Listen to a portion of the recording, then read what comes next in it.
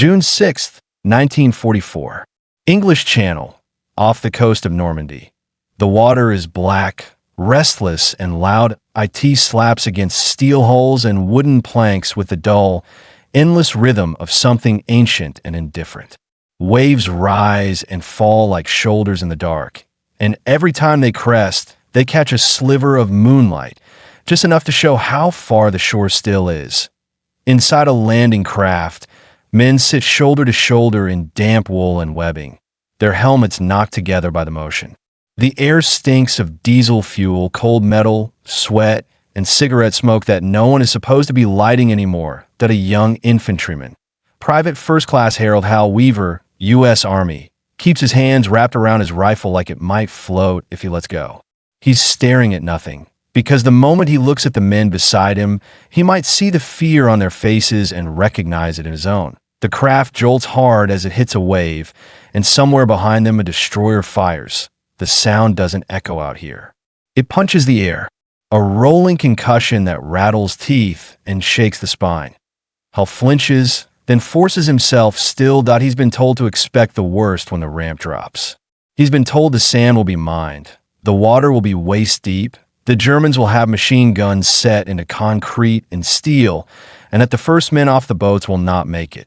But what he hasn't been told, what no one has been able to explain properly, is the sight that appears to the right of the landing craft, rising out of the darkness like something impossible. A tank. Not on a ship, not on a barge, a tank in the water. It rides the waves awkwardly, its silhouette strange and bloated, like it's wearing a life jacket made of canvas and air. It bobs and pitches as the sea tries to claim it. The turret turns slightly, slow, and deliberate, as if the crew inside is fighting both the enemy and the ocean at the same time. Hal watches it and feels his throat tighten, because tanks aren't supposed to be out there. And yet here it is, a Sherman swimming toward France. That it is one of the strangest weapons ever built for war. A machine that should sink like a stone, somehow kept alive by fabric, rubber seals, and stubborn engineering. That it is moving forward under its own power, crawling through seawater toward the deadliest beach in Europe.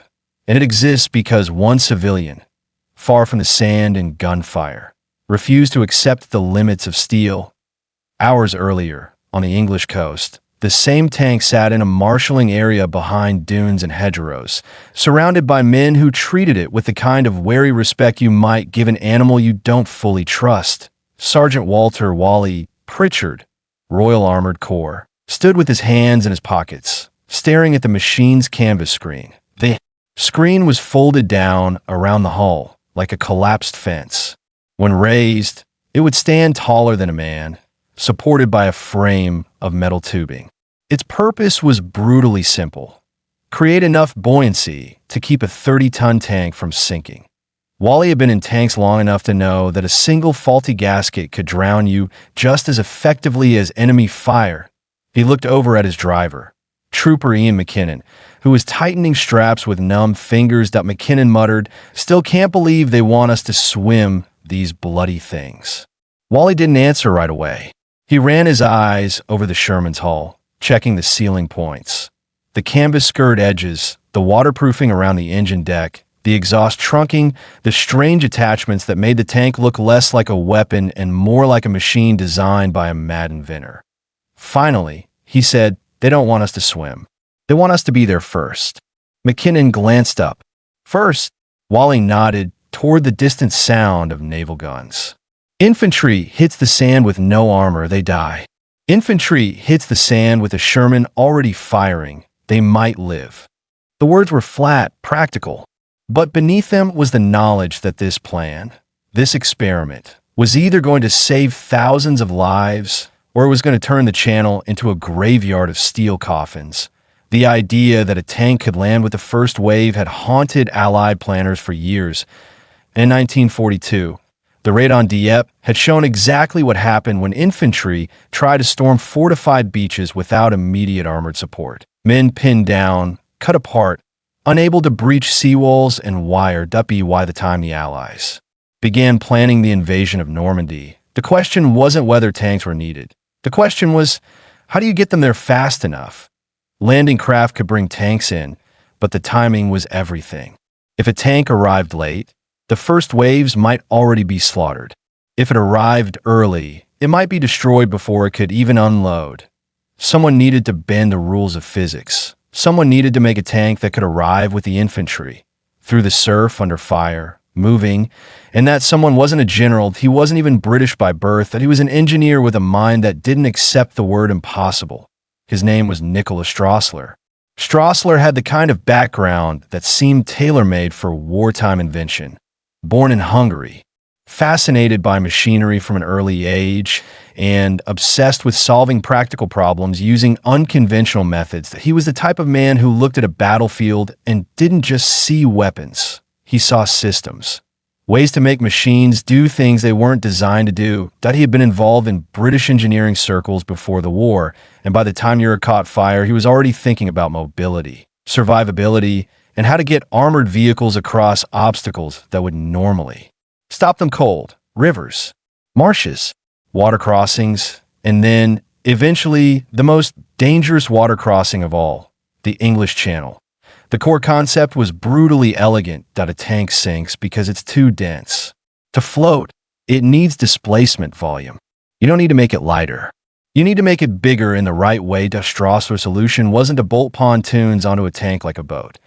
That would be too heavy, too awkward, too slow. Instead, he envisioned a collapsible screen, a fabric wall raised around the tank's hull, creating a large air-filled perimeter that increased buoyancy. When the tank reached land, the screen could be dropped, restoring the vehicle's normal fighting profile. That it was amphibious warfare by way of a folding trick. But there was another problem. Even if a tank could float, how would it move? Straussler's answer was just as clever. Use the tank's own engine power to drive propellers, screws, mounted at the rear. The tank would swim forward, slow but steady, guided by its tracks acting as rudders. In theory, it was brilliant. In practice, it meant asking a crew of armored soldiers to trust their lives to canvas, air pressure, waterproofing compound, and an engineer's confidence. On the night before the invasion, the men assigned to these machines, Duplex Drive tanks or Dday tanks, stood in the darkness and listened to the surf. The name came from the tank's dual propulsion, tracks on land, propellers in water, but the men didn't talk about the name. They talked about whether the screens would tear, whether the seals would hold, whether the sea would be too rough, whether the tank beside them would go under and pull them into the black water with it. Some joked, some prayed, some stared at the folded canvas and refused to think about what it meant. Wally Pritchard climbed up onto the Sherman's hull and dropped into the commander's position. Inside, the air was cramped and smelled like oil, metal, and damp canvas. He adjusted his headset and heard the crackle of radio traffic. Fragments of voices, clipped and tense. That a voice came through from a nearby tank commander. Blue 2, you set? Wally pressed the transmit switch. Blue 1 set.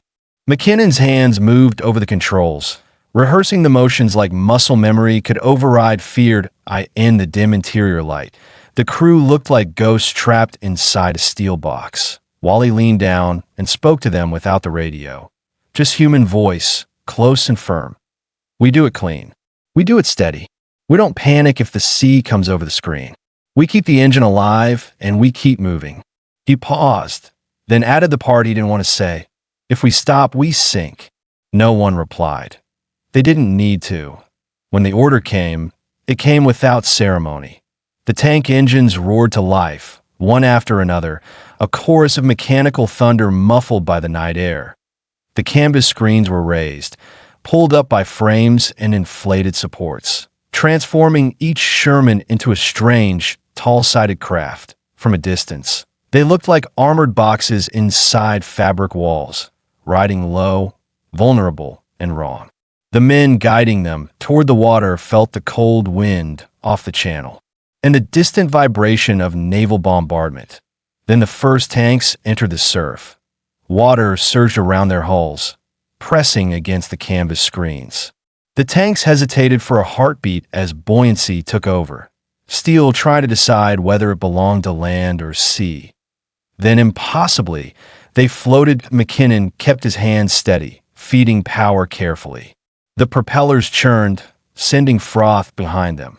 The tank began to move away from shore, and with every meter, the land behind them grew smaller. The channel opened up in front of them like a mouth.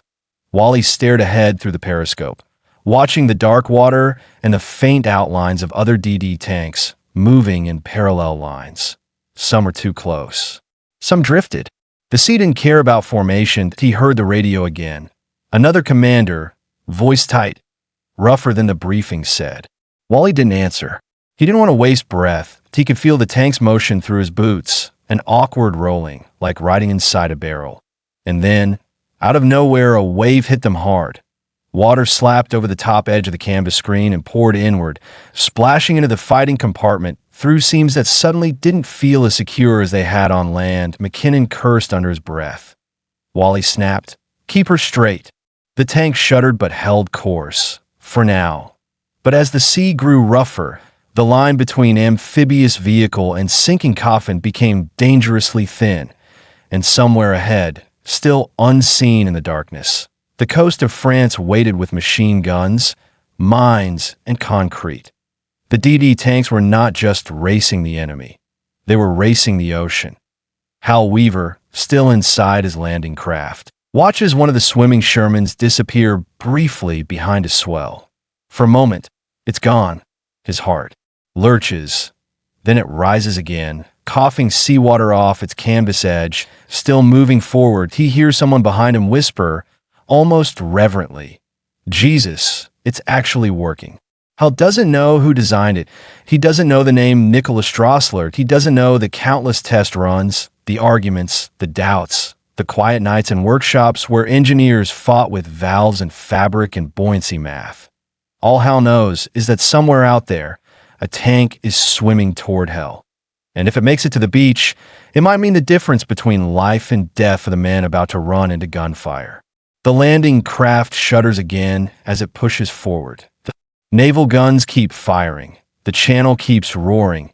And the first amphibious Shermans continue their slow, determined crawl toward Normandy. Canvas walls trembling, engines straining, crews trapped inside steel and hope. Because one civilian believed a tank could cross the sea. And tonight, the sea is about to decide whether he was right. June 6, 1944. English Channel, approaching Normandy. The water grows meaner as the formation pushes into open swell. The first wave of Dday tanks is no longer sheltered by the coastline behind them. The sea has room now.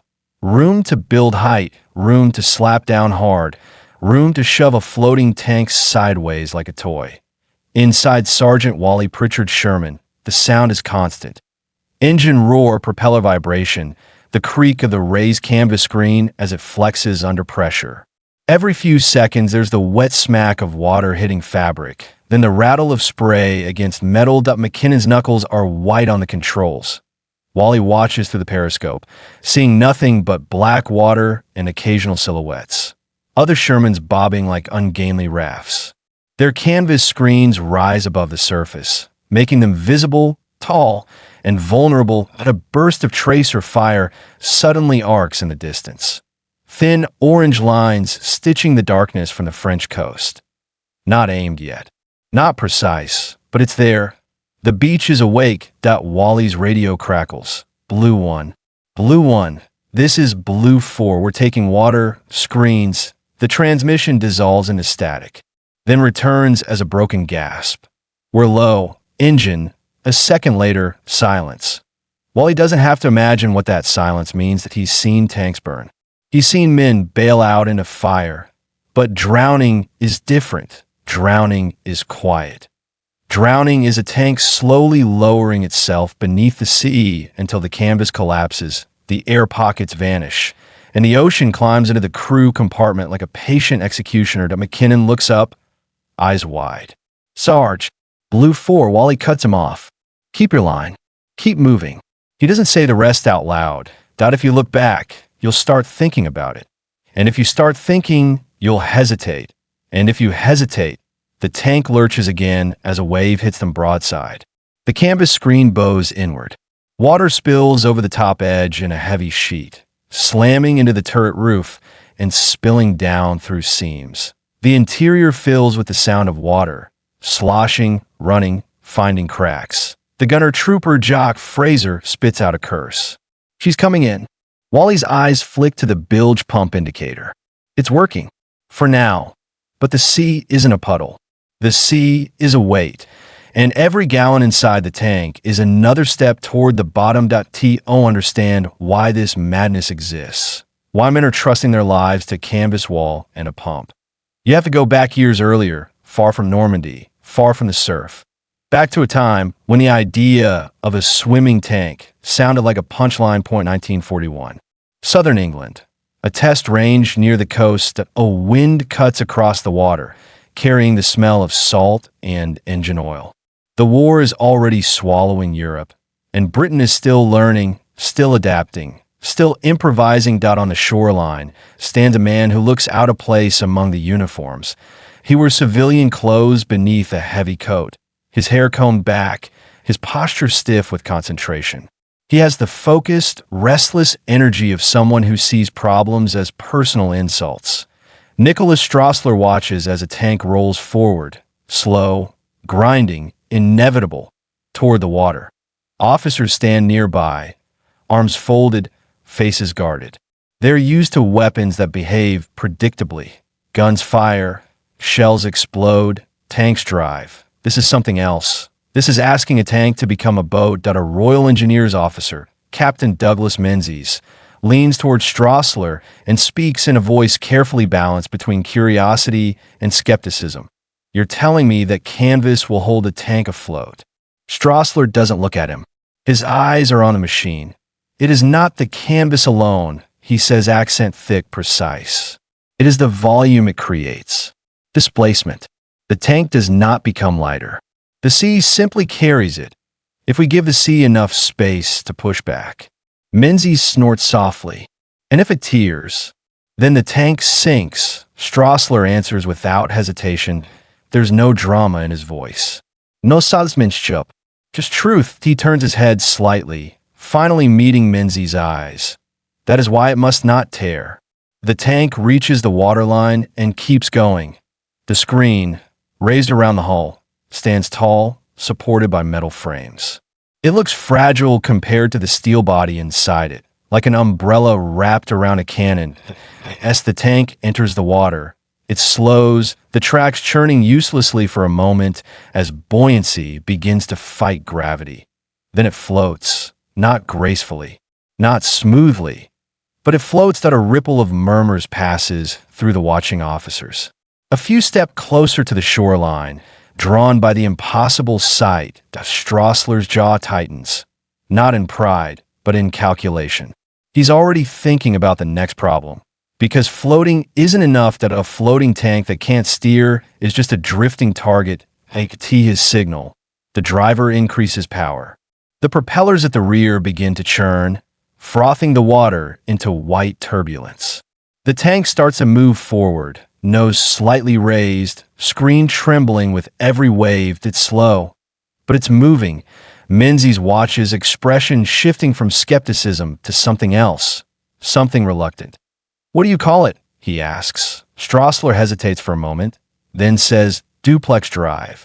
Duplex, Menzies repeats. Because it has two means of propulsion. Yes, Straussler says. Track for land. Screws for water. The tank continues outward, steadying, finding its balance. The second officer, older, with a clipped mustache, mutters, if this works under fire, it changes everything. Straussler hears him. He doesn't smile. Because Straussler knows something the officer doesn't, that it's not enough for it to work on a calm test day. IT has to work when men are shooting at it. When the sea is rough. When the crew is terrified. When one torn seam means death. From the beginning, Straussler's idea fights not only physics, but tradition. British armor doctrine is built around tanks being transported and deployed in ways that minimize exposure. The notion of sending tanks into open water, unsupported, seems reckless, but war doesn't reward comfort. War rewards whatever works. By 1942, after Dieppe, the pressure becomes unbearable. The Allies have seen what happens when infantry goes in without armor. They have watched men pinned down by machine guns and artillery, unable to move, unable to breach defenses. The invasion that everyone knows is coming, the real one, will require something different.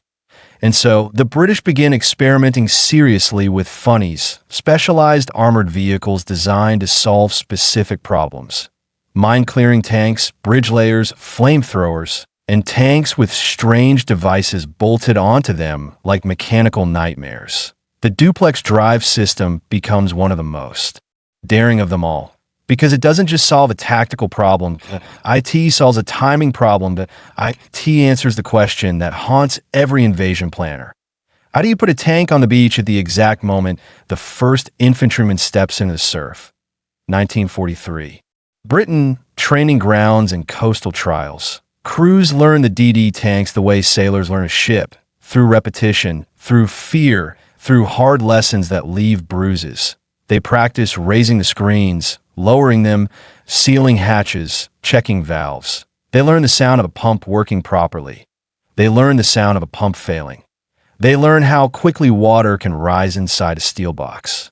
And they learn that panic kills faster than bullets. Point one instructor, Lieutenant Arthur Hargreaves, stands on a pier shouting over the wind at a line of tank crews. "You don't steer like you're driving a lorry," he roars. "You steer like you're guiding a coffin that wants to roll over." A few men laugh nervously. Hargreaves doesn't. He points at the sea. "That water will not forgive you. The Germans will not forgive you. Your own bloody tank will not forgive you." A tank enters the water. It drifts sideways, screen wobbling. The driver overcorrects. The tank's nose swings too far. For a moment, the screen dips dangerously low. Men on the pier go silent. Then the tank recovers, propellers churning harder, clawing forward like an animal refusing to drown. Hargreaves exhales and shouts again, voice raw. "Again! Do it again until it's muscle memory." Because muscle memory is what you have when the first rounds start cracking overhead. Back in the present, June 6, 1944. English Channel. Wally Pritchard's tank is still moving, but the sea is turning ugly. The horizon is beginning to lighten faintly, an ugly gray blue that signals dawn is coming. And with dawn comes visibility. With visibility comes accuracy. German guns will start to find their range. Wally's periscope catches something ahead. Another Dday tank, screen sagging low. It's riding dangerously close to the surface, like a wounded animal dragging itself forward. The radio erupts. This is Blue 7. Engines choking, taking on water, then a sharp, panicked shout. "We're going under!" Wally sees it happen. The tank's screen collapses inward like a deflated lung. The bow dips. The rear lifts slightly as the weight shifts. Then the Sherman disappears beneath the waves. Not with an explosion. Not with a dramatic burst of flame. Just gone down a brief swirl of foam and canvas. Then nothing but water. Wally's stomach knots. McKinnon whispers, barely audible, "Christ." Wally forces himself to keep watching forward. Because if you watch the water swallow a tank, you start imagining your own. And Wally cannot afford imagination right now. He keys his radio, voice tight, Blue 1 to all. Blue call signs. Keep spacing, keep heading. Don't bunch up. Stay on bearing. Static answers him, mixed with short, strained acknowledgments. A wave slams them again. Water pours over the screen and into the tank's interior. The pump whines harder, fighting to keep up. Wally's gunner, Fraser, snaps. "If she takes much more." Wally cuts him off. "She won't." But he doesn't know that. He only knows what he needs to be true. Ahead, the coast of France begins to emerge from the darkness, low and shadowed, with occasional flashes of artillery and the steady, murderous blink of tracer fire. The beach is no longer a concept, it's a place. And the Dday tanks are now close enough that every man inside them can feel the invasion tightening like a noose. Wally's tank rises on a swell. And for a brief moment, he can see farther that he sees landing craft in the distance. Dark shapes moving toward the shore. He sees naval gunfire splashing fountains of water. And he sees something that makes his blood run cold. German rounds striking the sea around them, sharp, violent splashes, the sound of bullets snapping off the water like whips. They're being shot at now. Not precisely. Not yet. But soon, Wally grips the edge of his hatch, voice low, almost to himself. Come on, because the tank is still floating, still moving, still alive, and if Straussler's invention holds. For just a little longer, if canvas and engineering can withstand the channel's rage, then these Shermans will hit the sand firing. There will be steel shields for men who would otherwise die in the surf. But if the sea wins first, then the beach will be littered with bodies, and the channel will keep its silent, sunken trophies. June 6, 1944. Off Sword Beach, dawn. The first light is thin and gray, like the sky itself is afraid to look down as dawn spreads over the channel. The sea stops being a faceless black void and becomes something worse, visible. The waves have shape now. The troughs look deeper. The whitecaps look sharper. The distance to shore feels longer because you can finally measure it. Inside Sergeant Wally Pritchard's Dday Sherman, the crew is drenched in sweat despite the cold. The tank smells of wet canvas, hot oil, and fear that no one dares name. The bilge pump whines with a constant, urgent pitch. Water still creeps in from seams that weren't meant to be tested like this. Wally stares through the periscope. The French coastline is now a dark band ahead, broken by smoke and flashes. Somewhere behind those dunes and seawalls are German guns, machine guns, anti-tank cannons, mortars, waiting for the moment the first wave reaches killing distance that a crack of fire cuts across the water. Then another. The rounds are skipping now, some striking the sea close enough to throw spray onto the canvas screen. That McKinnon's voice comes tight. They've got us. Wally answers without turning. They've got everything. Keep her steady. The tank lifts on a swell, and the screen flexes. It feels like the whole vehicle is breathing, expanding and contracting as water pressure changes. Fraser, the gunner, mutters, feels like riding inside a bloody balloon. Wally doesn't laugh. He doesn't even blink, because balloons P.O.P.T. the east, nearer another stretch of sand, American landing craft are beginning to form lines. Men crouch inside them with rifles held close. Helmets pulled low. PFC Hal Weaver grips the cold metal rim of his craft and stares at the water. The swimming tank he saw earlier is closer now. Close enough that he can see the Sherman's turret ringed with spray. Close enough that he can see the canvas screen trembling with every wave. That IT looks wrong. That IT looks like something built in a hurry. Something improvised. And yet it's moving forward with stubborn determination. Hal hears one of the older soldiers beside him, Sergeant Tomlin, speak through clenched teeth. If those tanks make it in first, we might have a chance. Hal swallows. And if they don't? Tomlin doesn't answer. He just looks ahead, toward the beach where smoke is already rising. The landing craft shudders as it hits another swell. Somewhere behind them, a ship's guns thunder again, and Hal feels the sound in his ribs. He tries to imagine what it must feel like inside that tank, sealed in steel, half floating, knowing that one tear in the canvas means drowning before the Germans even get the chance to kill you, and the thought makes him nauseous. Off Sword Beach, Wally Sherman is now close enough that the German defenses begin to show themselves. Not clearly, but in flashes and shapes, at a burst of machine gun fire from shore. Rakes the water ahead, and Wally watches the tracers stitch a line across the surface like a glowing seam. Hold course, Wally says. McKinnon's eyes flick to him. Sarge, if they hit the screen, Wally cuts him off. They hit the screen, we keep going. If they hit the engine deck, we keep going. If they hit us, we keep going. It's a lie, of course. If they hit the wrong place, the tank will stop and sink. But lies could be weapons too, if they keep men moving. The radio crackles again, more frantic now. This is Blue 3. We're drifting. Rudder response, no response. Another voice cuts in. Blue 5 taking fire, screens hold. taking water fast. Then a burst of static. Wally's jaw clenches. The sea has already taken tanks. Now the Germans are beginning to take them too. The Dday tanks were meant to arrive as a group, multiple Shermans landing together, forming an armored fist on the sand. But war never gives you the formation you planned. War gives you survivors that a sudden impact jolts the Sherman. Not a shell, but a bullet strike, sharp and metallic, snapping against the turret.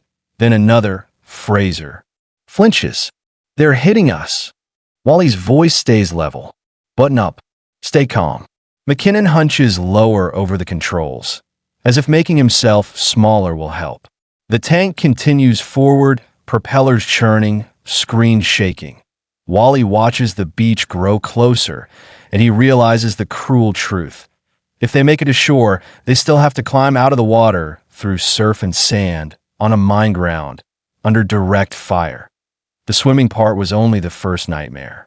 The beach is now close enough to smell salt, smoke, cordite. Wally can see obstacles in the surf. Dark shapes planted like teeth. Steel stakes, wooden ramps, angled beams designed to tear open landing craft and trap men in the water.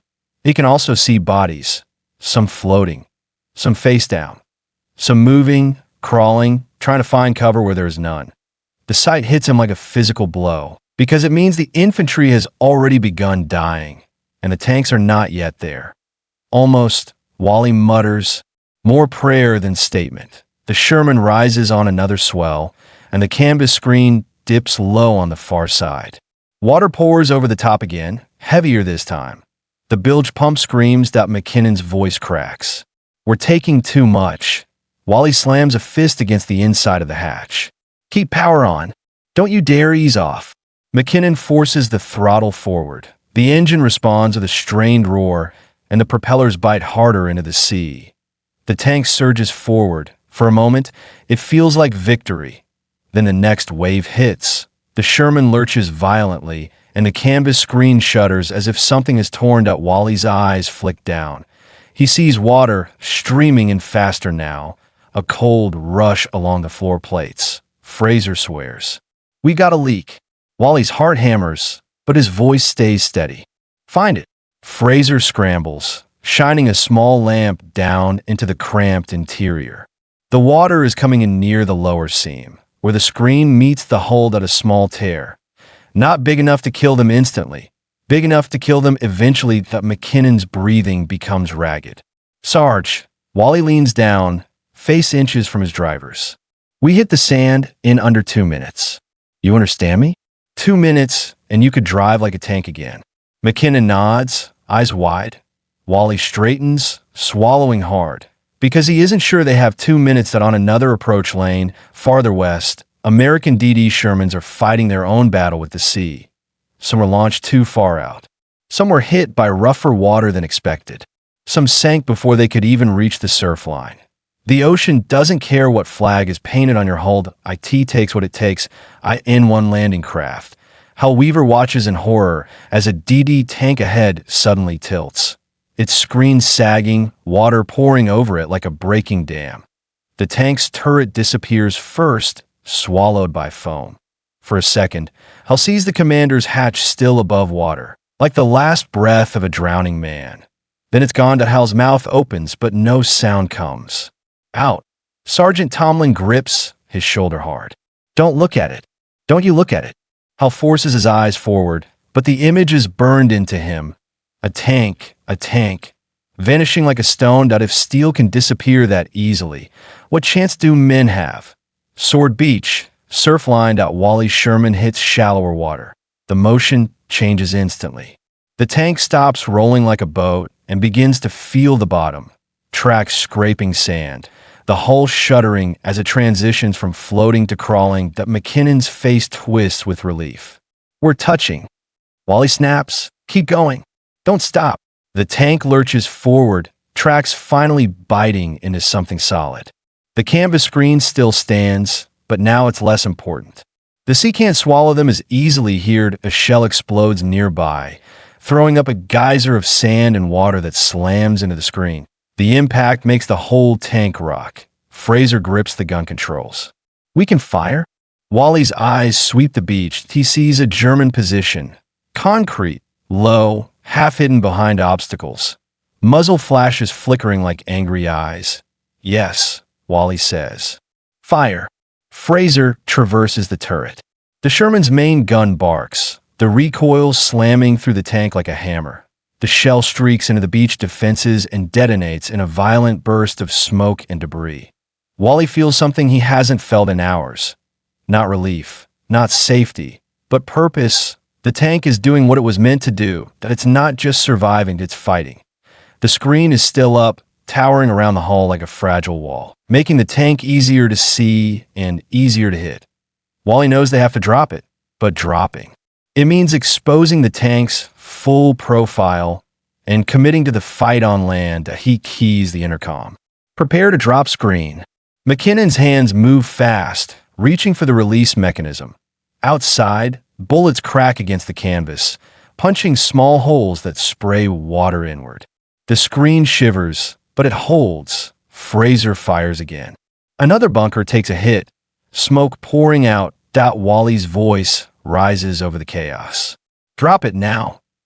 McKinnon yanks the release. The canvas screen collapses outward and downward in a heavy, wet fall, slapping against the hull like a dead weight.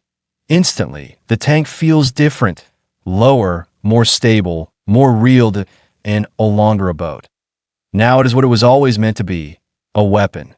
Wally opens his hatch slightly, just enough to see the beach with his own eyes. The air outside is a storm of sound. Machine guns hammering, shells exploding, men shouting, waves crashing, engines roaring. The beach is chaos, but through that chaos, Wally sees British infantry moving. Men rising from the surf, sprinting behind the tank's bulk. Using it as cover, he hears someone outside shout, voice raw with desperation and gratitude. Thank God. The tanks are here. Wally closes his hatch again, voice hard. Forward. Keep firing. Because the Dday tank's true purpose was never to swim. It was to arrive at the moment the beach tried to kill everyone. And for the men behind it, that arrival means the difference between being pinned down forever and breaking through. June 6, 1944. Sword Beach, Normandy. The Sherman grinds forward through wet sand, its tracks biting and slipping in the churned surf like a beast trying to climb out of a river. Inside, the tank is suddenly louder than it was at sea. Not because the engine has changed, but because the world outside has come alive. That machine gun fire hammers the hull in sharp metallic pings. Bullets strike like hailstones on a tin roof. Somewhere to the left, a mortar round lands with a hollow whump and throws sand against the turret so hard it sounds like gravel poured onto steel. Sergeant Wally Pritchard steadies himself, feeling the tank's weight shift as McKinnon fights the incline. Keep her moving, Wally orders, voice tight. Don't bog down. McKinnon's jaw is clenched so hard it looks painful. Trying. The tracks chew deeper, then catch, and the tank lurches forward. At Wally's periscope view is a blur of smoke, surf, and silhouettes. Men stumbling, running, crawling. Some are upright, rifles held high. Others are on their hands and knees, dragging themselves through sand that offers no cover and no mercy. Wally sees a British infantryman, a lance corporal, judging by the chevrons, fall forward suddenly, not from exhaustion but from impact. The man's helmet tumbles away. His rifle slides from his hands into the foam. Wally forces his eyes away. A tank commander who watches every fallen man will freeze. The tank commander who freezes will die. Fraser, hunched over the gun controls, calls out, "Bunker at 11 o'clock. Muzzle flash." Wally snaps on it. Fraser traverses. The turret swings. The Sherman's gun barrel steadies on a low concrete shape half buried behind obstacles. Fire. The 75mm gun detonates with a violent crack. The recoil slams through the turret. The shell punches into the bunker face and bursts in a bloom of smoke and shattered concrete. The machine gun fire from that position falters. Not stops, just falters, because even a direct hit doesn't always kill what's inside. Wally knows that. He's seen bunkers take punishment like they're made of stubbornness instead of cement. But it's enough for men behind the tank to move. Behind Wally's Sherman, British infantry surge forward in broken groups. Using the tank's bulk as moving cover point, one of them slams a hand against the rear hull as he passes, shouting something Wally can't hear over the engine. Another runs so close his shoulder scrapes the tank's side. They look like men clinging to a lifeline. And in a way they are. Wally hears his radio crackle again. Blue 1, this is Blue 2. We're on the beach, taking fire, one track damaged, still moving. Wally answers immediately. Keep moving. Link up when you can. Then another transmission, thin, frantic. Blue 6, stuck in surf. Engine stalled, static swallows the rest at Wally's throat tightens. Some tanks made it. Some didn't. The channel took its share, and now Normandy is taking the rest. But the ones that survived have a job to do. Right now, in the first minutes where the invasion either breaks through or bleeds out. Wally Sherman reaches the first line of beach obstacles. Steel stakes jut from the sand at angles, some topped with mines meant to detonate against landing craft. They look like the ribs of a dead giant. McKinnon swerves around one, careful not to snag the track. Wally watches the ground ahead, scanning for the subtle, unnatural shapes of mines. The tank's weight is enormous. If they hit a mine, it won't be a simple blast. It will be a violent, crushing detonation that could rip open the belly plate and turn the interior into a furnace. Fraser's voice is tense. Sarge, right side, wire and posts, looks like a lane. Wally spots it. A cleared gap, narrow and uncertain, marked by engineers who've risked their lives to open a path through the defenses. Take it, Wally says. Take it slow. McKinnon nods once and guides the tank into the lane. The Sherman squeezes through, tracks inches from death on either side. Wally can feel his heartbeat in his ears. He realizes, suddenly, that surviving the swim was only the price of admission. The real test is here, moving through a minefield under fire, keeping the tank alive long enough to matter. Farther west, on another beach sector, PFC Hal Weaver is no longer watching tanks from the safety of a landing craft. He is in the water. The ramp dropped minutes ago, and the world became noise and panic. Hal hit the sea hard, boots filling instantly, the cold shock stealing his breath. He stumbled forward, rifle held high, trying to keep it dry, but the water rose to his chest, then dropped again as a wave pulled away. Men around him fell, some from bullets, some from drowning under the weight of their own gear. He heard screams cut short. He heard officers shouting orders that vanished in the roar of surf and gunfire. He doesn't remember reaching the sand. He remembers crawling, hands digging into wet grit, face pressed low, heart hammering so hard he thinks it might break his ribs. Now he lies behind a small ridge of sand, barely a rise, barely cover, and looks up. Ahead of him, a Sherman is moving down a tank, real, solid, alive, climbing the beach with infantry running in its shadow. To Hal's mouth opens, and for a moment he forgets to breathe. Because that tank isn't just armored, that it's proof that the invasion isn't doomed, that it's proof that something is pushing back.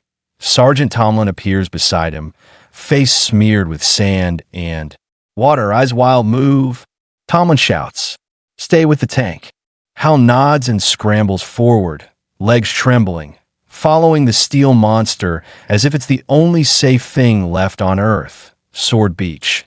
Minutes later, that Wally Sherman reaches firmer ground, climbing past the soft sand into the first stretch of beach exits, gaps between dunes and seawalls that lead inland. Here the German fire becomes more focused.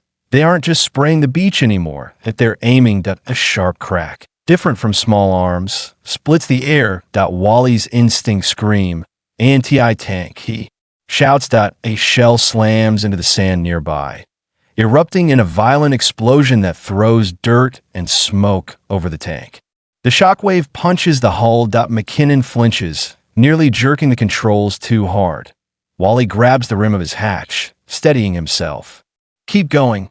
The Sherman lurches left, then right, trying to make itself harder to hit. Fraser's eyes are locked forward.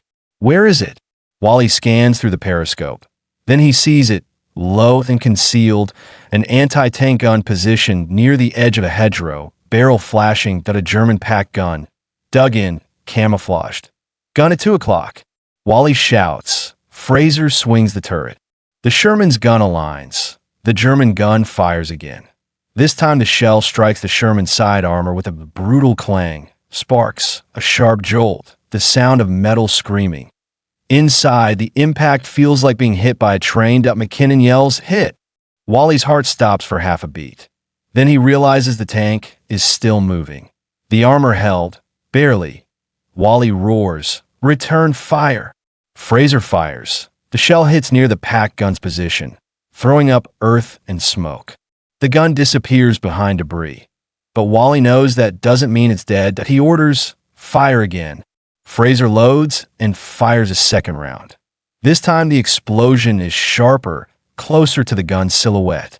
When the smoke clears, the pack gun is twisted, its crew either dead or gone. Wally exhales through clenched teeth. Point one threat down, 100 more waiting inland. As the tank pushes forward, Wally catches glimpses of other Dday Shermans making it up the sand. Some damaged, some trailing smoke, but moving. They're scattered, not the neat armored line planners imagined. But they are present, and presence matters.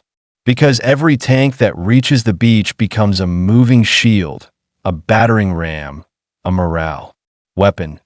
Infantrymen who would have stayed pinned now rise and run, because they can see steel advancing. Engineers move forward with Bangalore torpedoes and wire cutters, clearing paths. Medics crawl in a fire to drag wounded men back. The beach is still killing people, constantly, mercilessly, but it is no longer only killing. The Allies are beginning to take ground. Inside Wally's Sherman, the crew is exhausted already. McKinnon's hands shake from adrenaline and strain. Fraser wipes sweat from his eyes, smearing grime across his face. Wally listens to the radio, hearing fragments of chaos. Need smoke, tank disabled, crew bailing, infantry stuck at seawall. And beneath it all, the steady, unstoppable sound of the tank's engine. Still alive, still pushing. Wally realizes something then. Nicholas Straussler's invention wasn't just a clever engineering trick. That IT was a gamble made real by men who had to trust it with their lives. That a civilian had designed the system. But it's soldiers who are paying for it in blood and seawater. The Sherman reaches the edge of the beach exit and begins to climb toward the first Norman road beyond. The terrain changes, sand giving way to packed earth, grass, and the first hedgerows that will soon become their own kind of nightmare. That Wally's periscope catches movement ahead. German infantry falling back, running between covered. He orders Fraser. Coke's gun, short bursts. Keep their heads down. Fraser squeezes the trigger. The coaxial machine gun rattles, sending a line of fire into the retreating shapes. Men scatter. Some fall. The tank pushes forward. And for the first time since entering the channel, Wally feels something close to certainty. They made it. Not all of them. Not enough, but enough to matter. Behind him, on the beach, Hal Weaver stumbles forward in the tank's wake, lungs burning, ears ringing. He doesn't know the name Duplex Drive. He doesn't know Nicholas Straussler. He doesn't know the meetings, the prototypes, the arguments with skeptical officers. That he only knows that a tank is here, on the sand, firing into German positions. And as long as it keeps moving, Hal can keep moving too. Because in war, sometimes survival is nothing more than following the nearest piece of steel that refuses to die. June 6th, 1944. Normandy, beyond Sword Beach. The Sherman climbs off the sand and onto the first hard ground inland, its tracks clattering over crushed stone and broken debris. For a moment, the tank feels almost normal again. An canvas screen. No waterline. No drowning threat. Just the familiar brutality of land warfare. Hedgerows smoke, small arms fire, and the constant fear of shell that finds the weak spot. Sergeant Wally Pritchard keeps the turret scanning left and right as they push forward in short bounds, supporting infantry who cling to the tank's wake like men following a moving wall. The terrain is tight. Normandy isn't open desert or rolling plains. its fields carved into rectangles by thick hedgerows, dense walls of earth and roots, topped with green that hides rifles and anti-tank teams like traps. Wally sees the first one clearly now, a hedgerow line running along a sunken lane, thick enough to stop a tank cold. Fraser mutters, "Feels like we're driving into a maze." Wally doesn't answer, because a maze is exactly what it is. A maze where every corner can hide a German with a Panzerfaust, a maze where the next field might be mined, a maze where the enemy knows the exits and you don't. But for all that, the fact remains, they are here, they are inland, they cross the sea, and that changes everything. Wally's radio crackles again, a new voice, calmer than the panic, calls from the water. "Blue One, this is Squadron HQ. Good work. Push to the next objective. Infantry needs armor up front." Wally replies, "Blue One copies." Then he pauses, fingers still on the transmit switch, and adds quietly, "We lost some in the water." There's a moment of silence. Then HQ answers, voice controlled. "Understood. Keep moving. Because there's no time to mourn." Not yet. Far away from Normandy, months earlier, Nicholas Straussler had been fighting a different battle. Not against German guns, against doubt, against bureaucracy, against the idea that some problems simply couldn't be solved. 1943. London, war office corridors. The air smells of paper, tobacco, and damp wool. Officers move through hallways with folders under their arms, their faces drawn from years of war. Straussler walks among them like a man slightly out of step with the rhythm of military life. He is not careless. He understands the stakes, but his mind moves faster than procedure. He carries diagrams, test data, notes scribbled in tight handwriting.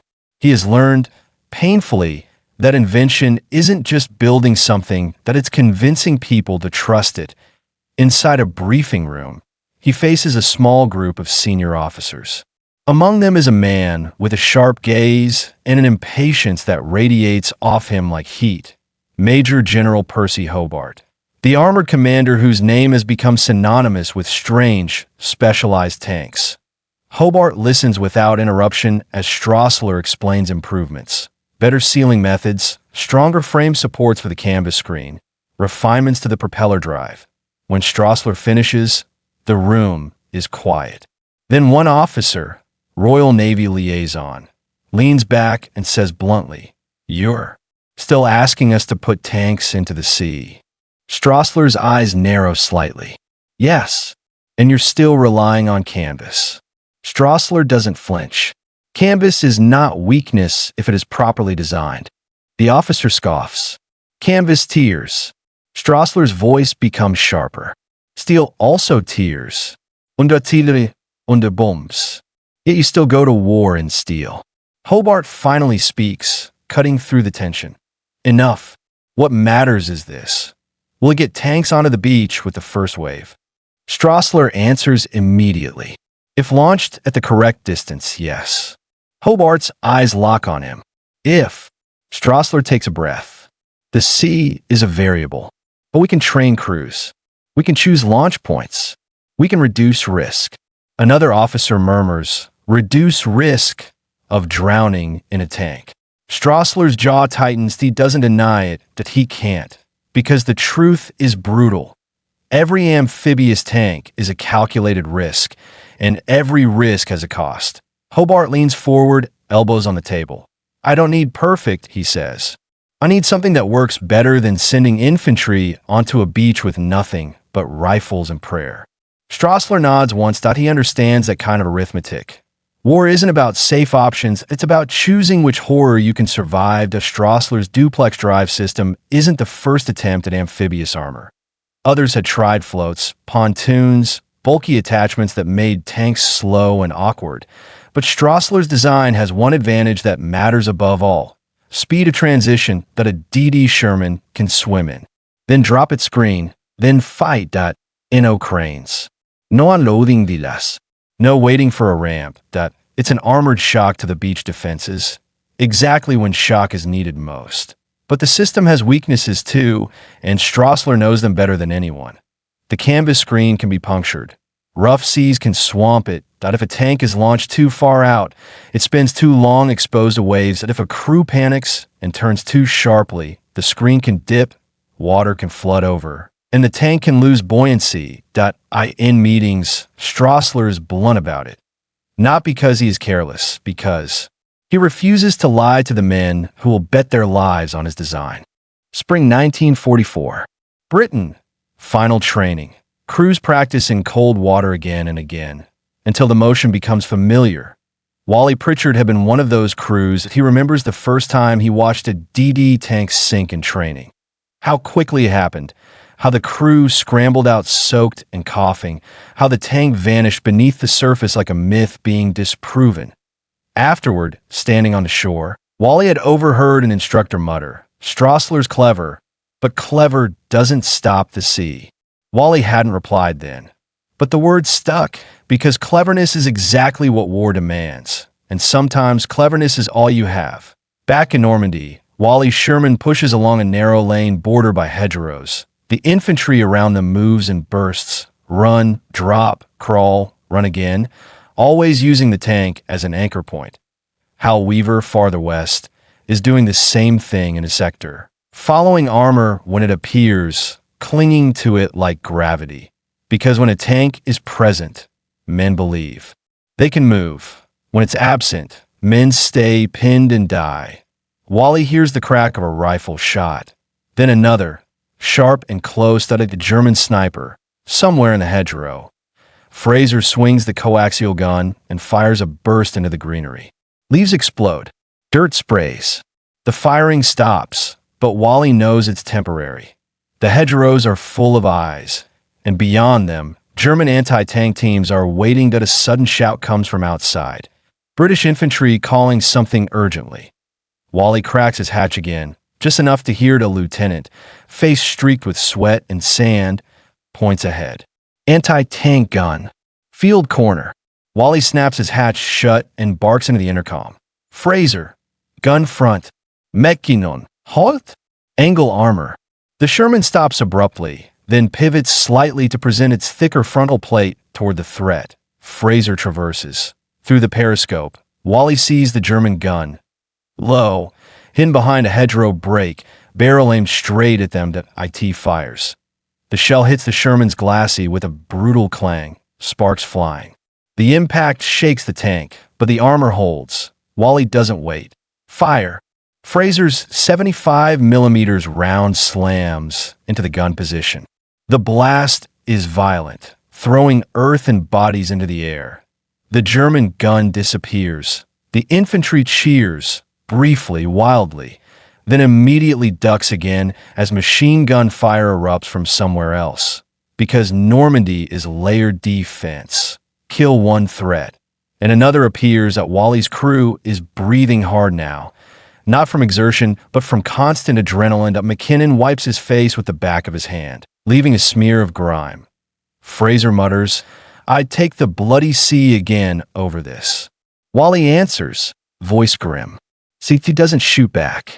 Then he adds, softer, almost unwillingly, but it kills just the same. In London, Straussler will not hear the sounds of Normandy. He will not see the sand, the bodies, the tanks burning on the beach exits. He will not smell the cordite and smoke. He will only see reports. Numbers, outcomes, success rates, losses, but those numbers will carry something else inside them.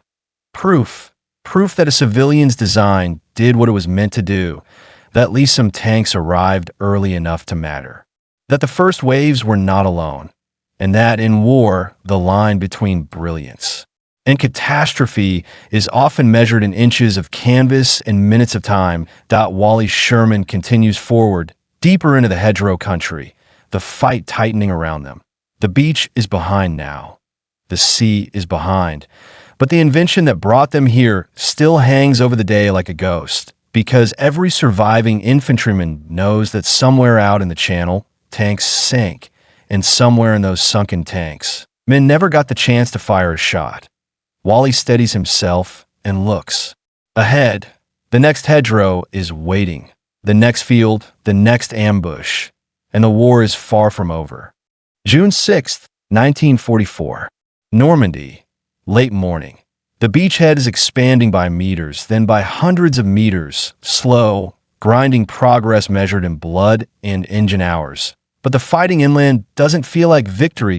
IT feels like pushing through a door that refuses to open, while someone on the other side keeps slamming it into your face. Sergeant Wally Pritchard Sherman crawls forward along a sunken lane, hedgerows towering on both sides like walls of a green trench. The sky above is brightening, but the light doesn't make anything safer. IT only makes targets easier to see. Wally's eyes move constantly. Periscope left, periscope right, searching for the flash of a Panzerfaust, the glint of a gun barrel, the unnatural shape of a mine. The infantry around them moves with the same caution, rifles up, faces tight. Every man knows the Germans are still here, not in neat lines, not in open fields that I in pockets, that I in ditches, that I in the hedgerows themselves. Fraser breaks the silence inside the tank. Sarge, how many do you reckon made it in? Wally doesn't answer immediately, because he doesn't know, and because the number feels like a betrayal. He can still hear the radio calls from the water, still hear the panic turning to static, still see tanks vanish beneath the channel without even a chance to fight. He finally says, "Enough." Fraser glances at him. "Enough for what?" Wally's voice is flat. "Enough for us to be here." And that's the only answer he can give without cracking. Back on the beaches, the truth of the Duplex Drive gamble is becoming visible in scattered wreckage. That a Dday tank that made it ashore sits half submerged near the surf line, smoke drifting from its engine deck. Its tracks are twisted. Its turret is still pointed inland, as if it died trying to do its job. Nearby, another Sherman lies at an angle, its hull battered by waves and fire. Canvas remnants cling to the sides like torn skin, and out beyond the surf, invisible beneath the surface, are the tanks that never made it. Steel hulks on the seabed, crews trapped inside, the channel closing over them like a lid. The sea doesn't leave headstones. IT leaves silence. I in one sector. PFC Hal Weaver has survived long enough that the adrenaline is beginning to fade into something worse. Awareness that he's crouched behind a low stone wall inland, breathing through his mouth, throat raw from salt water and smoke. His hands shake as he reloads, fingers clumsy. Sergeant Tomlin is nearby, shouting orders to men who can barely hear him over the constant gunfire. Hal looks back toward the beach for a split second. He sees the line of landing craft still arriving. He sees smoke pillars. He sees the dark specks of tanks, some moving, some burning. And he sees something else too. Men walking wounded back toward the waterline, their faces empty. Hal realizes the invasion isn't one moment, that it's thousands of moments stacked on top of each other, each one deciding who lives. And somewhere among those moments was the decision to put tanks into the sea. The decision wasn't simple. That in the final planning stages for D-Day, the Duplex Drive tanks were both hope and argument. Some commanders believed they would be essential, armor on the beach immediately, breaking bunkers and suppressing machine guns before infantry could be pinned down. Others believed they were too risky, too dependent on sea conditions, too fragile too, likely to drown crews before the fight even began. The channel wasn't a lake. That IT was a living obstacle. And on June 6th, it proved that point with brutal clarity. Early morning, June 6th, launch points offshore. The Dday tanks were supposed to be launched at a calculated distance, far enough that they could swim in ahead of landing craft, but close enough that the sea wouldn't have time to destroy them. But war at sea doesn't respect calculations. Some launch points were pushed farther out than planned, due to navigation issues, smoke, confusion, and the pressure of timing. Some tank commanders argued to launch closer. Some were ordered to launch anyway. And when the tanks hit the water, the sea made its judgment that a Dday tank that swims perfectly in calm water can become helpless in rough swell. That a wave doesn't need to tear the screen completely. To IT only needs to push water over the top repeatedly until the bilge pump can't keep up.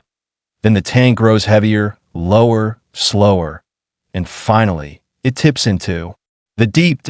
On the morning of D-Day, crews learned this in seconds. Point one British tank commander, young, face pale beneath his helmet, had shouted to his driver as their tank began to list. "Straight. Keep it straight." The driver fought the controls, but the sea shoved them sideways. Water poured in, the pump screamed, and the commander, trapped inside a steel box that suddenly felt like a coffin, realized the terrible truth. You can fight a gun. You can't fight the ocean. The tank went under. The crew didn't come out, and the war moved on without them. Back inland, Wally Sherman reaches a hedgerow corner where the lane opens into a small field. The field looks peaceful at first glance. Grass, scattered wildflowers, a farmhouse in the distance. But Wally has learned the hard way that peaceful in Normandy means ambush. He orders slow. Scan the edges. McKinnon eases forward.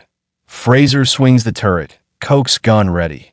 The tank rolls into the field, and then the world explodes that a blast slams into the Sherman's right side.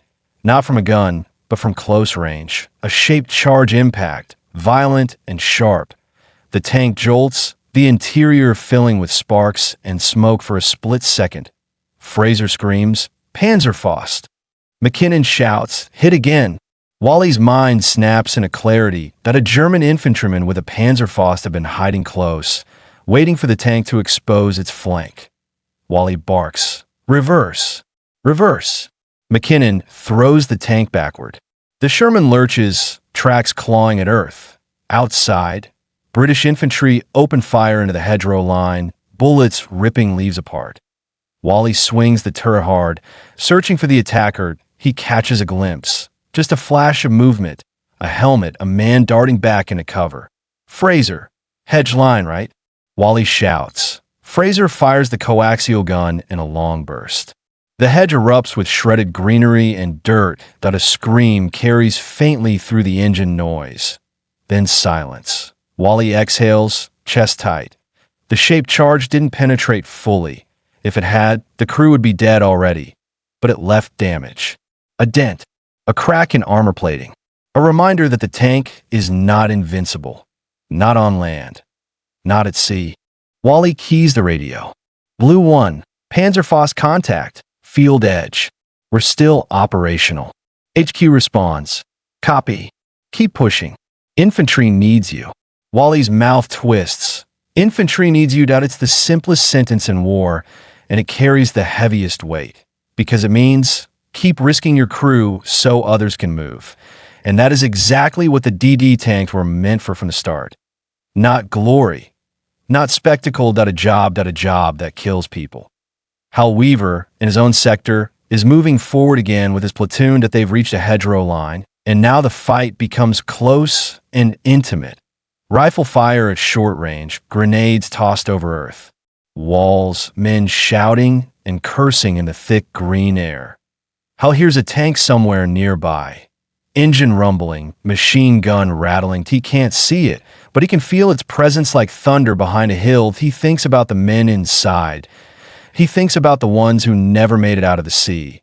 And he realizes something that will stay with him long after the war. A weapon isn't just steel and fire-powered. A weapon is the people who trusted enough to climb inside. That by midday, the beaches are no longer a single line of death. There are supply points, wounded collection areas, traffic jams of men and vehicles pushing inland. The invasion is working, messy, costly, imperfect, but working, and the Duplex Drive tanks, despite their losses, have played their part in that first critical window. Not everywhere, not perfectly, but enough that men like Hal are alive. Enough that men like Wally can fight inland instead of dying in the surf. Enough that the German defenses, for all their brutality, have not thrown the Allies back into the sea. Wally Sherman pulls back behind a hedgerow for a brief pause, just long enough to check damage and breathe. The crew is silent for a moment, listening to distant gunfire, the engine ticking. McKinnon finally whispers, "Sarge, you think the bloke who designed these, he knew?" Wally stares ahead, eyes unfocused. He thinks of Straussler, though he's never met him. Only heard the name in briefings and muttered complaints. He thinks of a civilian in a workshop, sketching buoyancy screens and propellers, Arguing with officers who couldn't imagine a tank in the seat, he thinks of the channel swallowing steel, and he answers quietly, yeah. McKinnon swallows. Then why'd he do it? Wally's voice is rough. Because the alternative was worse. Outside, infantry calls for the tank to move again. The pause ends. Wally grips the hatch rim, forces himself back into command mode. Forward, he orders, and the Sherman grinds ahead into the hedgerows, leaving the sea behind, but never truly escaping it, because the price of crossing it is written into every missing tank and every man who didn't come ashore. June 6, 1944. Normandy, afternoon. The day has warmed, but the warmth doesn't reach the men who are still shaking from the morning to IT, doesn't reach the wounded lying in shallow ditches with morphine fading. IT doesn't reach the tank crews whose ears ring from hours of firing, whose throats are raw from shouting into intercoms, whose hands ache from gripping steel levers while death hunts them from every hedgerow. Sergeant Wally Pritchard's Sherman moves again, slow, deliberate, pushing into another narrow lane that smells of crushed grass and smoke. The infantry beside them looks different now than they did on the beach. Not cleaner, not calmer, just hardened. Men who have seen the surf turn red don't flinch the same way anymore. Wally hears the crackle of his radio, a voice from another troop. Blue One, we've linked up with engineers. They've got a road cleared, but there's a strong point ahead. MG nest and mortar. Wally replies, copy. Mark it. He glances at Fraser. We're going in. Fraser nods once, expression grim. McKinnon mutters, feels like we've been going in all day. Wally doesn't argue, because that's what an invasion is, going in again and again until the enemy has no room left to push you back. The lane opens into a small rise, and beyond it is a German position dug into the edge of a field. Sandbags, a low earth berm, a machine gun firing in short, controlled bursts. Wally sees British infantry pinned behind a ditch, unable to advance. Every time a man tries to move, the machine gun snaps a line of fire across the open ground, but Wally's voice is cold. That's ours. He signals McKinnon forward. The Sherman crests the rise and becomes a target instantly. A burst of machine gun fire slams into the hull, loud and sharp. Fraser swings the turret. Wally calls the range. 100. Slight left. Fraser fires. The 75mm round hits the berm and detonates, throwing dirt and sandbags into the air. The machine gun goes silent for half a second, then starts again, firing from a new angle. Wally's eyes narrow. They're shifting positions, he says. Smart bastards. He orders, Coke's gun. Keep it suppressed. Fraser squeezes the trigger, the coaxial machine gun rattling a steady stream of fire into the German position. The hedge line shudders under impacts, leaves exploding into fragments. British infantry rises and runs, using the tank's fire as cover. Wally watches them move and feels something grim and heavy settle in his chest. This is what the Dday tanks were meant to do all along. Not just arrive. Break the paralysis. Turn pinned men into moving men. Turn death zones into pathways. A German mortar round lands nearby, exploding with a hollow boom that shakes the tank. Dirt rains down onto the turret roof. McKinnon curses. They're walking it in. Wally scans for the mortar position, hard to see, hidden behind trees and hedgerows, that he keys the radio. Need smoke on mortar line grid. He rattles off a rough reference. And the reply comes back, smoke inbound. Seconds later, white smoke begins to billow in the distance, spreading like a curtain. It won't stop the Germans from firing, but it will blind them enough for infantry to shift. Wally exhales. Good. Fraser mutters. Never thought I'd be grateful for smoke. Wally answers. Be grateful for anything that keeps us alive. Far behind them now, the beaches have become something else entirely. Not quiet, never quiet, but organized. Landing crafts still arrive, but now there are lanes, signals, men directing traffic. Engineers clear obstacles. Medics establish aid stations. Trucks unload ammunition and fuel.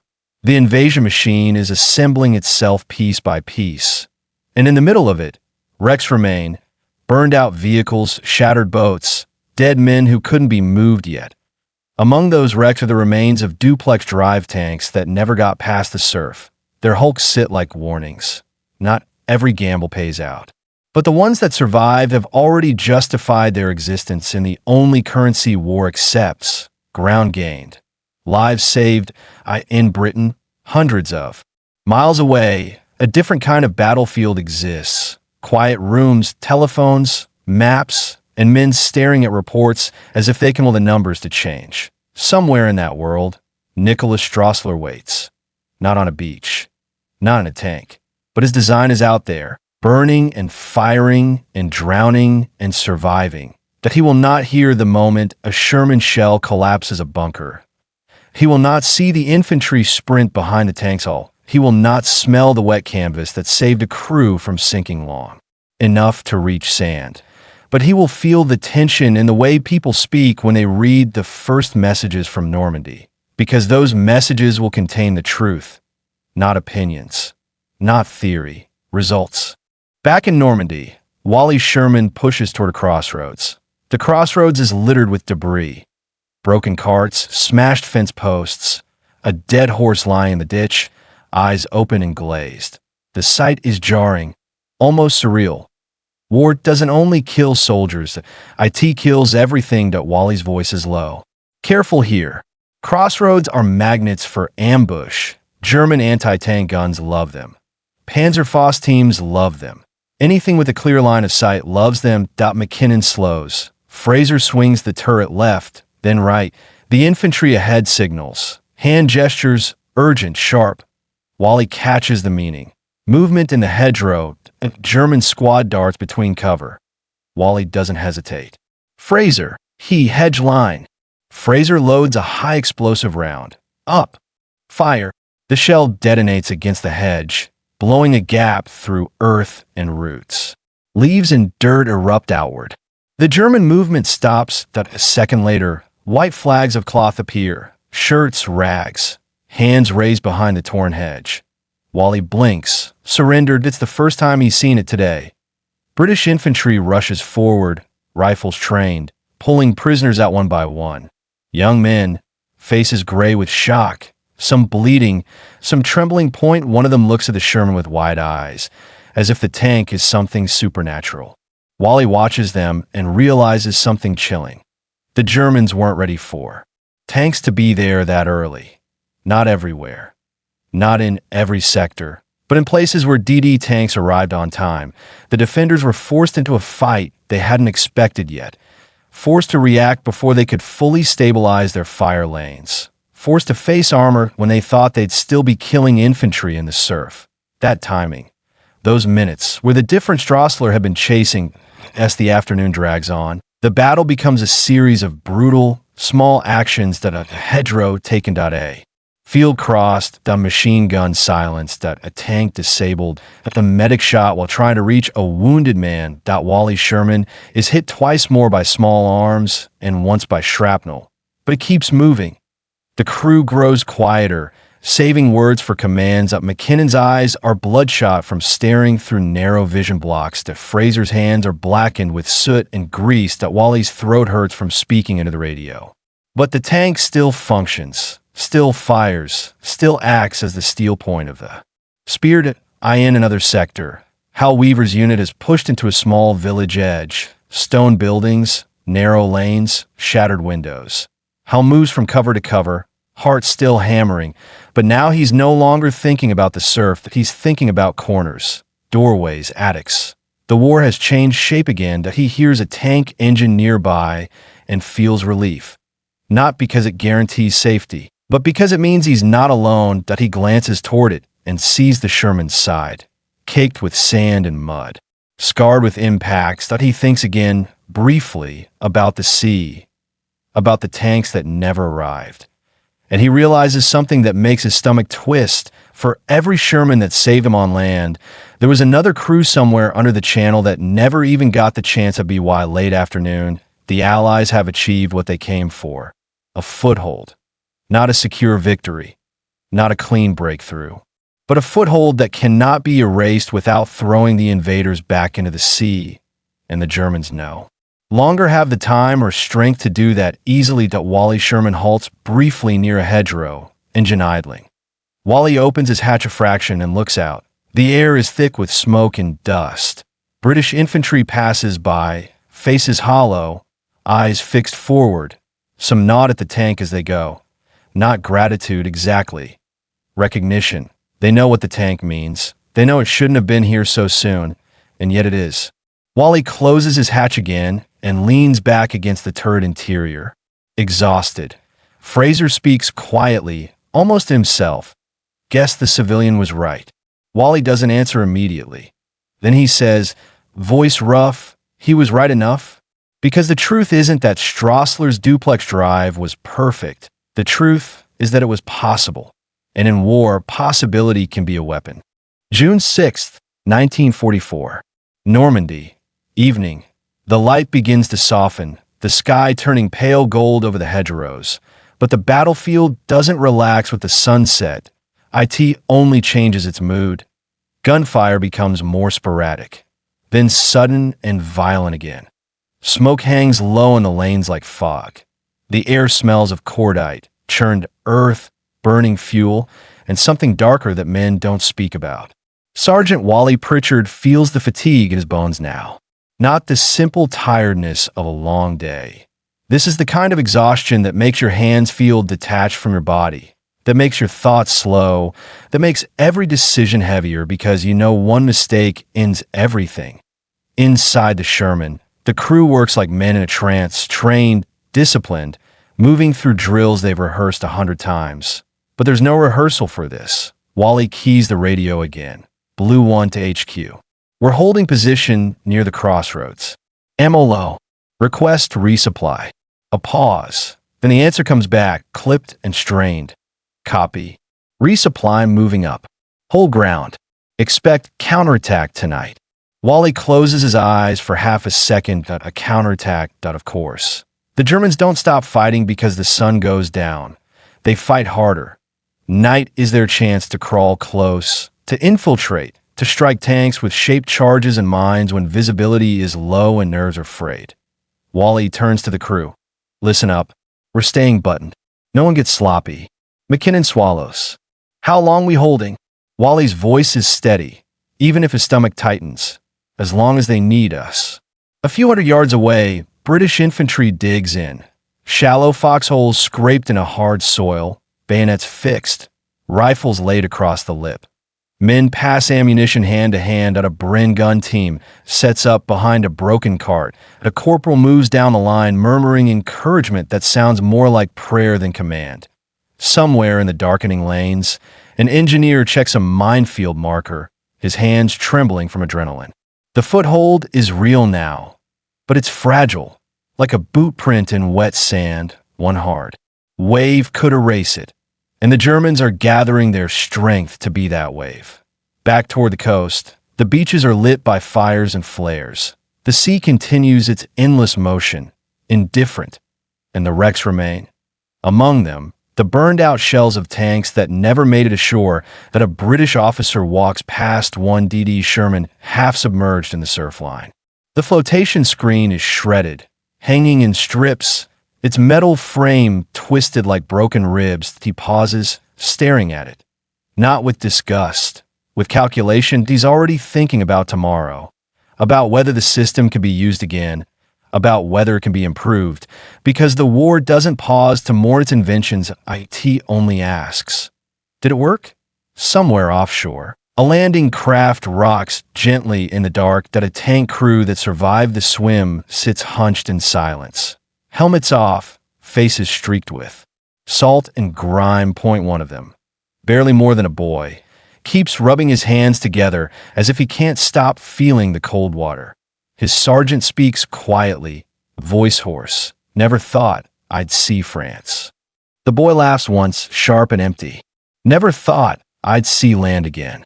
No one answers. They all know how close it was, that a few more minutes in the swell, that a single tear in the canvas point one jammed valve, and they'd be on the seabed with the others. June 6th, 1944. Normandy, full dark. The counterattack comes like a whisper first, a rustle in the hedgerow, a distant engine note. Then sudden tracer fire, ripping through the night in bright streaks. Wally hears it through the hull before he sees it. Sound carried by the ground, vibration traveling up through the tracks. Contact, Fraser says, voice tight. Where? Wally snaps. Fraser swivels the turret, searching for muzzle flashes. There, left. Hedge line. Wally spots it. Brief flickers of light in the darkness. German infantry probing, trying to find gaps, that McKinnon grips the controls. Orders. Wally doesn't hesitate. Coke's gun. Short bursts. Keep him back. Fraser fires, the machine gun hammering the darkness. The hedgerow shakes under impacts, out a scream carries faintly, then disappears. The probing fire pauses, then returns from another angle. The Germans are testing them, feeling for weakness that Wally's jaw clenches. They've fought all day to get here, and now they have to fight all night to keep it. A flare rises somewhere to the right, hissing as it climbs. IT bursts overhead, flooding the field with pale, ghostly light. For a moment, everything is frozen in sharp detail. A ditch line. Infantry crouched low, a German figure sprinting between hedgerows with something long in his hands. Wally shouts, "Panzerfaust, front!" Fraser swings the turret and fires the cokes. The German stumbles, drops into the grass. The flare dies. Darkness slams back down like a curtain. McKinnon breathes hard. Christ! Wally's voice is low. They're coming closer. Minutes stretch into hours. The Germans launch small attacks, then withdraw. They fire mortars, then shift position. They try to slip through gaps in the line. Each time, the Allied foothold bends but doesn't break. And every time Sherman's gun fires, it reminds the Germans that armor is here. Real armor, not just burning wrecks on the beach. Wally feels the importance of that psychological weight, that a tank in the dark is not just firepower, it's certainty. That IT tells your infantry, you are not alone. That IT tells the enemy, you will not walk through us. Elsewhere, in a command post, officers study reports under dim lamps. They mark positions with pencils, they count losses, they note successes, and among the successes, the Duplex Drive tanks appear again and again. Not as miracles, but as practical tools that in sectors where they landed in strength. Infantry casualties are lowered in sectors where they sank or arrived late. The beaches became killing grounds. The pattern is unmistakable. The system did what it was designed to do, even if it demanded payment. Nicholas Straussler's idea, born in workshops, argued over in committee rooms, tested in secret, has been baptized in the only trial that matters, combat. And combat has given its verdict. The Duplex Drive is not a fantasy. That IT is a weapon that can change timing. And timing, on a beach under machine gun fire, is everything. Near midnight, Wally Sherman finally receives a trickle of resupply. Ammunition crates dragged up by exhausted men, shells passed hand to hand. Wally climbs out briefly, keeping low, eyes scanning the darkness. The air is colder now that he looks toward the sea, though he can't see it from here. But he can feel in his mind the channel, the place where steel sank like stone, the place where men died without firing a shot. That he thinks of them, and for a moment the weight of it threatens to crush him. Then a British infantryman passes by, glancing at the tank. The man gives Wally a quick nod, tired, grateful, wordless, and Wally understands. This is why they did it. This is why Straussler built it. Because even if the sea chose who lived, the ones who made it ashore could make the difference for everyone else. Wally drops back into the turret, closes the hatch, and the Sherman becomes a sealed world again. Steel, sweat, and determination. Outside, the night war continues. June 7th, 1944. Normandy, before dawn. The night has thinned into a gray, uneasy quiet. Not peace, never peace. Just a brief pause between one violence and the next. In the fields and lanes behind the hedgerows, men wake from half-sleep with their rifles already in their hands. Tank crews blink grit from their eyes, listening for engines, for footsteps, for the faint metallic clink that could mean a mine being set. Inside Sergeant Wally Pritchard's Sherman, the air is stale and hot despite the chill outside. The crew looks like men who have aged years in a single day.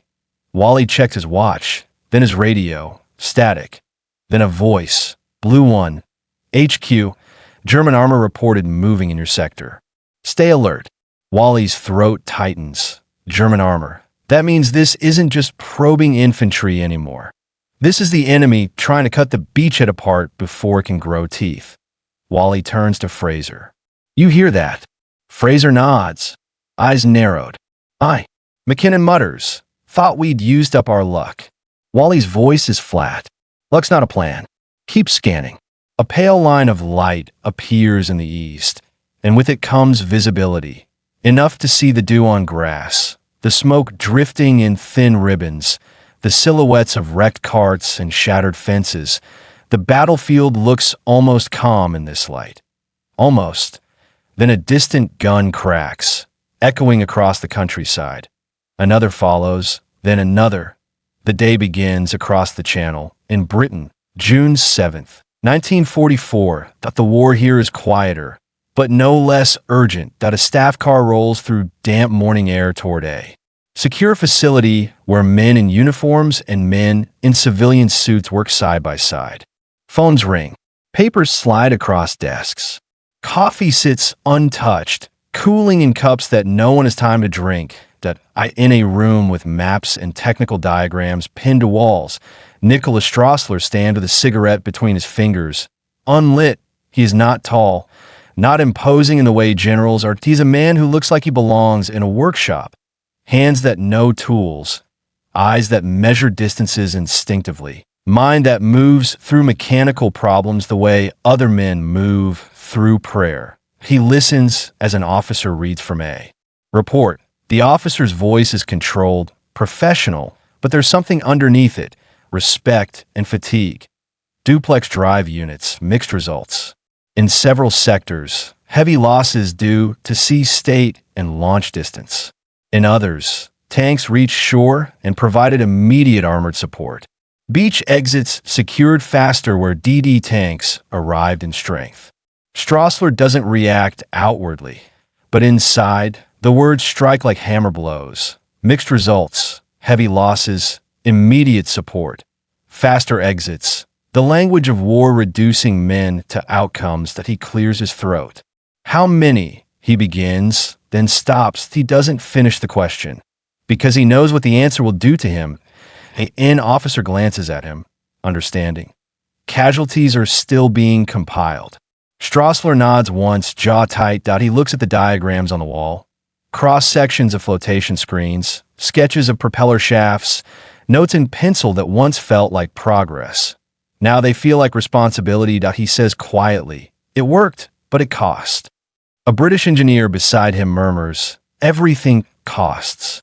Straussler's eyes don't leave the papers. Yes, but this one cost men and water. Straussler's path to this moment has never been straight. He is a civilian, an inventor, a man whose life has been shaped by borders and politics and the sharp turning of history. That he came to Britain as Europe darkened, carrying his mind and his ideas with him. Ideas about mobility, about armored vehicles moving in ways they weren't supposed to move. For years, tanks have been defined by what stops them. Rivers, mud, ditches. Sea. Straussler has always looked at those obstacles and asked a different question. What if they didn't stop us? It is a dangerous question, because every what if in war eventually becomes a sin man to try. In Normandy, Wally's Sherman moves again at first light. The hedgerows are slick with dew. The ground is churned by yesterday's tracks and boots, turning lanes into muddy ruts. British infantry advances cautiously, clearing each bend as if the enemy might be waiting behind every leaf. Wally hears the distant rumble of engines. Not his own, lower, heavier. He freezes for a second. Fraser, he says. You hear that? Fraser tilts his head. That's not ours. McKinnon's knuckles whiten on the controls. German. Wally's voice tightens. German. A moment later, a British runner appears, breathless, mud-splattered. Tank. Enemy tank reported near the orchard. They're moving down the lane. Wally doesn't need more. Driver, forward to cover. Fraser, AP ready. Fraser's hands move fast, loading armor-piercing. Up.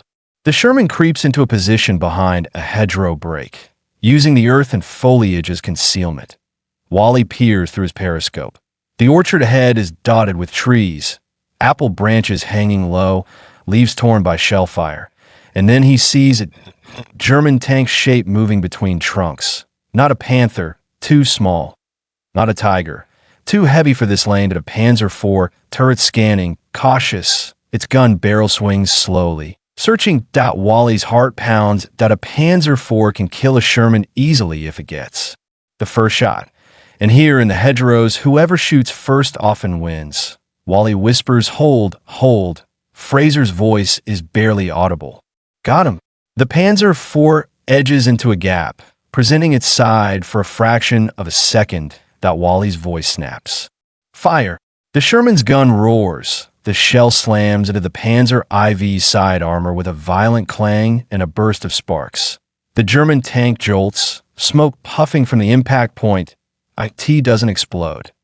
Yet, its turret swings toward Wally's position. Wally shouts, "Back! Back!" McKinnon throws the Sherman into reverse a second later. The Panzer IV fires. The shot tears through the hedgerow where the Sherman had been, dirt and leaves exploding inward. If they'd hesitated 1 second longer, it would have hit their hull. Fraser curses. Close. Wally's eyes are hard. Again. We hit him again. The Sherman creeps forward again, using the hedge as cover. The Panzer IV is still there, smoke thicker now, turret moving slower. Its crew is rattled, maybe wounded. Wally waits for another angle. Fraser, aim for the turret ring. Fraser nods, breath held. The gun fires again. This time the shell strikes nearer the turret. Metal buckles. The German tank's turret jerks, then stops. Smoke pours out from the hatches. A German crewman appears, scrambling out. Clothes already catching fire, he falls into the grass. Another follows, hands raised, stumbling. British infantry opens fire anyway. Instinct, fear, the memory of yesterday. Wally shouts through the hatch, "Cease fire! Take him prisoner!" The firing slows. The Germans collapse in the grass, alive. Barely. Wally watches them and feels no triumph. Only relief. Because the first armored duel of his Normandy campaign has ended with his crew breathing. As the morning continues, the Allied foothold expands. More tanks come ashore. Regular Shermans, Churchill tanks, vehicles of every kind. Engineers widen exits. Supplies roll inland. Wounded men are carried back. The beachhead becomes a living thing, growing, hardening. And within that growth, the Duplex Drive tanks are already becoming legend and argument at the same time. Some men call them miracles. Others call them death traps. Most call them what they are, a tool that worked just enough to matter. Back in Britain, Straussler sits alone for a moment after the briefing. The cigarette is still unlit between his fingers, that he stares at it, then finally lights it, drawing smoke into his lungs as if he needs something physical to hold on to. A young officer enters quietly. Mr. Straussler, the Prime Minister's office has requested an assessment. They want to know if Dday can be used again for future landings. Straussler exhales smoke slowly. His eyes are tired, but his voice is steady. Yes, he says. Then after a pause, he adds something that isn't in the technical manuals. But we must respect the sea. Launch distance, weather, training, discipline. If they treat it like a trick, it will kill them. If they treat it like a machine that must be obeyed, it will save them. The officer nods, writing it down. Straussler watches him go. And for a moment, he looks older than he should. Because the inventor has crossed a line, he is no longer building for theory. He is building for men who drowned in Normandy. Wally's Sherman rolls forward again, tracks biting into French soil. The war has moved inland, away from the surf, but the sea is still present in every decision. Every tank that made it ashore carries the memory of water inside its steel, and every crew knows the truth. Now, they crossed something no tank was ever meant to cross. Not because it was safe, because it was necessary. June 7th, 1944. Normandy. Late morning. The fighting moves in pulses now. Short, savage bursts of gunfire followed by long minutes of creeping silence. The hedgerows swallow sound. The countryside seems to breathe around the men, hiding Germans in every fold of earth. Sergeant Wally Pritchard keeps his Sherman tucked behind a low rise while infantry scouts ahead. The tank's engine idles, a steady vibration that feels like a heartbeat. Fraser wipes sweat from his brow with a sleeve blackened by soot. "Sarge, you ever think we'd be fighting like this?" Wally's eyes stay on the periscope. "Like what?" Fraser's voice is quiet. "Like rats in a garden." Wally doesn't answer, because it's true. The grand idea of armored warfare, tanks sweeping across open ground, has been strangled by Normandy's hedgerows. Here, armor is forced into narrow lanes, where a man with a shaped charge can kill steel from 10 yards away. And yet, the tank is still needed. More than ever, a British infantry lieutenant climbs onto the Sherman's hull, crouching low near the turret. "Sergeant," he says through the hatch, "we've got a German strongpoint in the farm complex ahead. They got an MG-42 and at least one anti-tank gun covering the lane." Wally looks up. "You want us to crack it?" The lieutenant nods. "We can't move without you." Wally's jaw tightens. "Right, we'll do it." The lieutenant hesitates, then adds, almost apologetic, "They're calling your type of tank swimmers." Wally's eyes narrow. They can call it whatever they like. The lieutenant gives a thin smile. "Aye, just don't drown us inland too." He slips off the hull and disappears back into the ditch line. Wally watches him go, then turns to his crew. "All right, same as yesterday. We push up, we hit hard, and we don't sit still." McKinnon nods, face pale. "Understood." Fraser checks the breech. "You ready?" Wally exhales once. "Move." The Sherman crawls forward toward the farm complex. The buildings are old stone, low roofs, surrounded by hedges and a small orchard. Smoke drifts from a shattered window. Somewhere inside, Germans wait with their weapons set. The lane narrows as it approaches the farm gate. Wally feels the tension in his chest tighten. This is exactly where a German anti-tank gun wants you to funnel a trap. Then it happens. A flash, a deafening crack. The Sherman jolts violently as a round slams into the front glacis, the impact ringing through the hall like a church bell struck by a hammer. Inside, the crew is thrown against steel. Fraser shouts, "Hit! Hit!" McKinnon yells, "We're still moving." Wally's mind is razor-sharp now. "Gun! Where was it?" Fraser swings the turret, scanning for the muzzle flash. "There," he barks. "Left window, barn corner." Wally's voice is hard. "Fire he." Now, the 75mm roars. The shell punches into the barn corner and detonates, tearing stone and timber apart. Dust billows outward. The window disappears in a shower of debris a second later. The MG-42 opens up, its distinctive ripping sound like cloth being torn apart endlessly. Rounds smack into the Sherman's hull and the hedgerow around it. British infantry flattens into the ditch. Wally barks, "Coax! Suppress that MG!" Fraser fires, the coaxial gun chattering into the window line. The MG-42 stutters, then resumes from a different opening. The Germans are disciplined. They know how to survive tank fire. They shift, they hide, they reappear. Wally's voice drops low, almost calm. "We're going closer." McKinnon glances back, eyes wide. "Closer?" Wally answers, "Close enough they can't miss us anyway." McKinnon swallows and pushes forward. The Sherman inches toward the farm gate, crushing a wooden fence under its tracks. A German grenade explodes nearby, sharp and useless against armor, but terrifying for the infantry. Wally can feel the whole position tightening, men waiting for the moment the tank either breaks the strong point or dies in the lane. Fraser spots movement. Panzerfaust team. Right side, behind the trough. Wally's voice snaps. Traverse. Coax. Fraser swings and fires. The trough splinters. A German soldier falls backward, his weapon tumbling away. Wally doesn't let himself feel relief. Not yet, because if there's one Panzerfaust team, there are usually two, and the second one is always closer. Finally, the anti-tank gun fires again. The round hits the Sherman's turret cheek, sparks flying. The impact slams Wally's teeth together.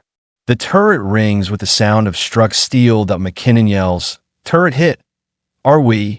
Wally shouts back, "We're alive. Keep moving." Fraser's voice is furious now. "I've got the gun there." He sees it. An anti-tank gun silhouette behind a half-collapsed wall, its barrel jutting out like a finger accusing the tank. Wally doesn't hesitate. "AP, put it through." Fraser loads armor-piercing. Up. Fire. The AP round punches through the wall and the gun behind it. The German position erupts. Metal fragments, shattered stone, a sudden orange flash. The anti-tank gun goes silent. For a heartbeat, everything pauses. Then British infantry surges forward, shouting, rifles firing into the farm complex. The strongpoint begins to collapse. Wally's Sherman rolls into the yard, smoke swirling around it like fog. And for the first time since the beach, Wally feels something close to victory. Not triumph. Not joy. Just the sensation of a problem being solved. June 7th, 1944. Britain, afternoon. Straussler stands again with officers, this time with more detailed reports. The language is changing, not mixed results. Now it's effective where launched close. Successful in moderate seas. Crew training critical. Screens vulnerable to damage, but survivable. He listens carefully, absorbing the brutal clarity of combat feedback. Point one officer, Royal Engineers, points at a chart. If the sea state is above this threshold, losses spike dramatically. Straussler nods. Then we don't launch above it. The officer frowns. But the timetable, Straussler cuts in, voice sharper than expected from a civilian. The sea does not care about timetables. Silence follows, then a quiet murmur of agreement, because everyone in that room now knows it's true. Straussler steps closer to the diagrams and taps a pencil against the drawing of the flotation screen. This, he says, must be treated like an aircraft wing. Not armor, not decoration. A wing. If it is damaged, the machine dies. A naval officer scoffs softly. Tanks aren't aircraft. Straussler looks at him. On June 6th, they were. No one laughs. Because June 6th has ended arguments. IT has replaced them with facts. Back in Normandy, Wally's crew sits in the captured farmyard. Engine off for the first time in hours. The sudden quiet is almost painful. McKinnon leans his head back against the hull, eyes closed. I can still hear the water. Wally looks at him. What? McKinnon opens his eyes, embarrassed. Nothing. Just when I shut my eyes, I hear it. The slosh. The waves on the screen. Fraser nods slowly. Me too. Wally says nothing for a moment. Then he answers, voice low. That's because we weren't supposed to survive it. The words hang in the turret like smoke. And in that silence, the crew understands something deeper than orders or tactics. The Duplex Drive wasn't just a clever invention. IT was a second chance, a chance bought by a civilian's stubborn imagination and paid for by men who had to trust canvas and steal more than they trusted the sea. June 8th, 1944. Normandy, early morning. The third day in France begins the way the first two did, with men waking up already tense, with weapons checked before breakfast, with the sound of distant guns acting like a clock that never stops ticking. The beachhead is no longer a thin, trembling line of survival. It is wider now. Roads marked, supply dumps forming, field hospitals expanding under canvas. But it is still vulnerable. And everyone knows that if the Germans can smash through one sector hard enough, they can still split the Allied foothold and push the sea back into the story. That fear sits behind every order. Sergeant Wally Pritchard stands outside his Sherman in the captured farmyard, stretching his stiff back. The tank's hull is smeared with dried mud and streaked with soot. New dents mark the turret where German round struck and failed to kill them. McKinnon is checking the tracks, crouched low, hands moving over metal links like a man inspecting a wound. Fraser wipes down the main gun's breech with practice motions, quiet and focused. Wally watches them for a moment and realizes something that feels strange in wartime. They are becoming a crew. Not just men assigned to the same vehicle, but a crew to a unit that has survived water, sand, and hedgerows together. He turns as a British captain approaches, map case under his arm. Sergeant Pritchard? Wally straightens. Yes, sir. The captain glances at the Sherman's markings. You're one of the Dday boys. Wally's mouth tightens. Yes, sir. The captain studies him for a second. I want you attached to an infantry push toward the next village. We need armor close. The Germans are dug in with anti-tank guns. Wally nods once. Understood. The captain hesitates, then adds, You lads did good work on the beach. Wally almost laughs. Good work, as if drowning men and burning tanks are work. But he simply replies, Thank you, sir. The captain walks off. Wally climbs back into the turret, and the steel world closes around him again. June 8th, 1944. Normandy, mid-morning. The Sherman moves down a lane where the hedgerows are higher than the tank itself. The earth walls are thick, tangled with roots that look like claws. British infantry advances ahead, and beside them, cautious, rifles up, eyes darting. Wally hears the rumble of other tanks somewhere nearby. More Shermans moving in support. The invasion is finally producing mass. But mass doesn't erase danger in hedgerow country. A single German with a Panzerfaust can still end a tank in seconds. Wally's voice crackles over the intercom. Eyes sharp. Don't let him get close. McKinnon nods, lips pressed tight. Fraser murmurs, AP loaded. The lane bends, and then the world erupts again. A German machine gun opens fire from a concealed position ahead, rounds snapping into the ditch line. British infantry drops instantly, pressed into mud. Wally spots the muzzle flashes through the leaves. Fraser, coax, suppress. Fraser fires, the coaxial gun hammering the hedge line. The machine gun pauses, then shifts. Wally feels the familiar frustration.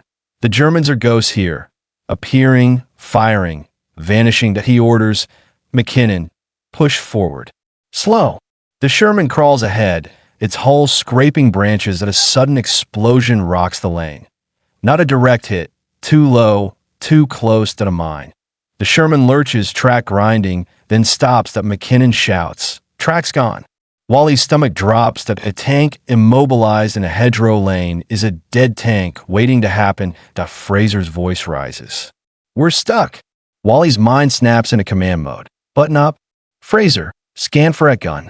McKinnon, engine idle, keep power ready. Outside, British infantry scrambles to form a defensive ring, rifles aimed into the hedges. Wally hears German voices somewhere beyond the greenery, shouting, excited. They know the tank is trapped. They're coming to finish it. A German Panzerfaust team appears at the bend, two figures moving fast, low to the ground. Wally's voice is a bark. Front, Panzerfaust. Fraser fires the coaxial gun in a brutal burst. One German drops. The other stumbles, still trying to raise the launcher. Wally grabs the turret controls himself, swinging the main gun toward the bend. Point blank.